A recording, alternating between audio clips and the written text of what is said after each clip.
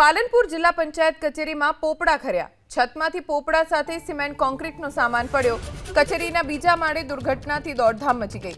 ધડાકા સાથે સિમેન્ટ કોન્ક્રીટનો સામાન જમીનદોસ્ત થયો। મોટી જાનહાનિ ટળી। કચેરીમાં ફરજ બજાવતા કર્મચારીઓ અને અરજદારોમાં ભય ફેલાયો। વધુ જાણકારી અમારા સંવાદદાતા રતન પાસેથી પ્રાપ્ત કરીશું। રતન, સદનસીબે કોઈ જાનહાનિ કે દુર્ઘટના નથી થઈ।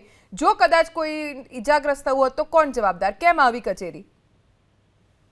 ચોક્કસથી પાલનપુરની જિલ્લા પંચાયતની આ 45 વર્ષ જૂની જર્જરિત આ બિલ્ડિંગ છે। 5 માળની બિલ્ડિંગ છે।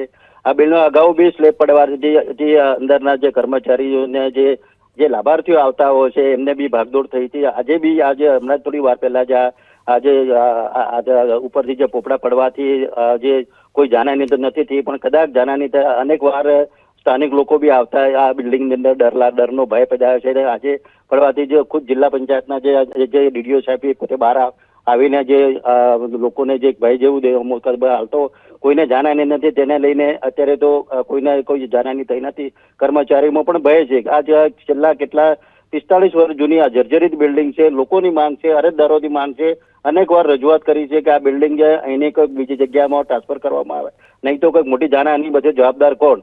પણ હજુ સુધી કોઈ પગલા લેવામાં નથી આવે। અત્યારે કોઈ મોટી ઘટના કોઈ બને તો જિલ્લા પંચાયત જ જવાબદાર બની કહી શકાય। જી રતન, આભાર જાણકારી આપવા માટે।